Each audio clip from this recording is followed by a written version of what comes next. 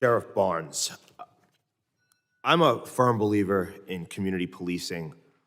I'm a firm believer as well in the broken windows theory, where you focus on minor crimes and it will reduce major crime. It was a policy of New York City during Commissioner Kelly's tenure, and it's something that I think truly and dramatically changed the face of New York City.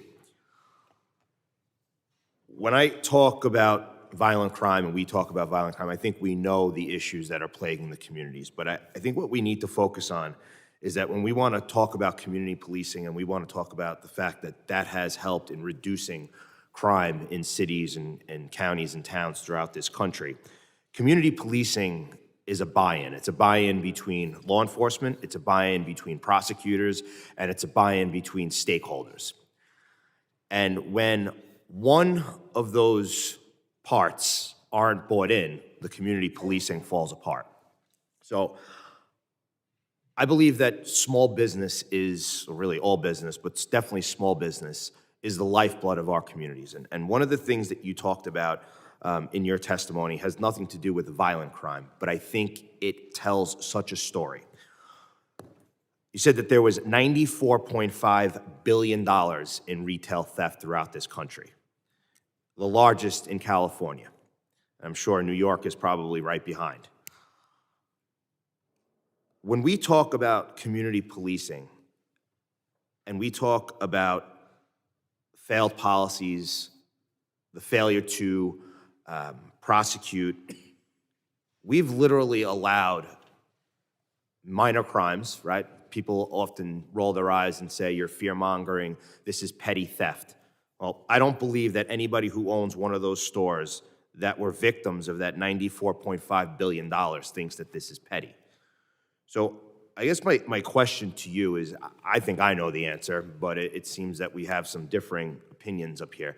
How do you think that this needs to change? How do we help solve this problem? Because $94.5 billion is a huge sum of money, and I guarantee you that there are business owners throughout this country who have literally shut their doors, main streets that are shuttered because of the crime that we've allowed to occur in communities throughout this nation. Thank you, Chairman, for that question. You're absolutely right. And unfortunately, in California, going back to Prop 47 that decriminalized property crime from felonies to misdemeanors resulted in exactly theft holidays. And I believe, I agree with you that the small family-owned stores suffered the most initially, and now what we're seeing are large businesses, the Walmarts, the Targets, the CVS's, they have the biggest voices. All these other mom pop shops, as you refer to them, they're single voice. But now that these larger corporations are being impacted, we're seeing the outcome of these bad policies in very urban areas. In San Francisco recently, we had Nordstrom's leave, CVS has left. Others have vacated that city, and I think we're starting to see a trend of, these are corporations, they're for profit. They don't make money, they will leave, and we're seeing that happen in major urban areas that have enacted bad public policy over the last several years. Yep. You know, like going back home where Mr. Manguel and I live, I mean, there are CVS's and other stores, big stores, that have removed the shopping, you know, the things that you carry around to put stuff in because they don't want people just filling them up and walking out the door with them. That's not the America that we wanted to create. Commissioner Cox, I just want to go to guns for a minute. You may not have this information. We were told that your state has some of the strictest gun laws in the country. Do you have, how many guns were recovered by the Boston Police Department in 2022? I'm not sure, I can't say precise, but I would say, goodness gracious, around 700 or 800. Okay, and out of those 700 or 800 firearms that were recovered, how many of them were assault weapons?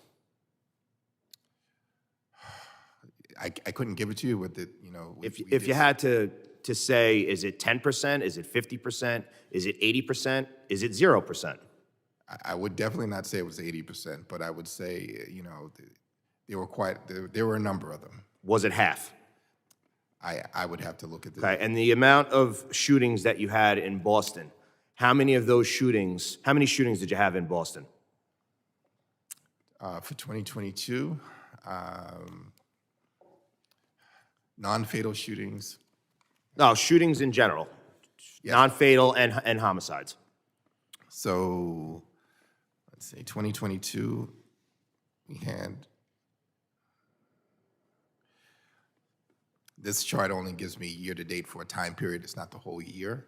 Okay, so just real quick, because my time's expired. Non-fatal shootings and homicides, how many do you think of those non-fatal shootings and homicides occurred with the use of a assault weapon? Yeah, that I couldn't tell you because those are the ballistics. Is it minimal? Is it half? Is it 80%? Or is it zero? I would say it would be on the lower end of it, but Okay, it's on the lower end of it. I would say, but Right, again, so illegal handguns are the majority of the violence that's occurring in our communities.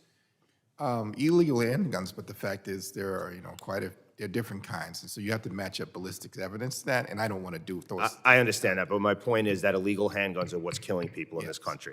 Mr. Chairman, I yield back. Gentleman's time has expired. Chairman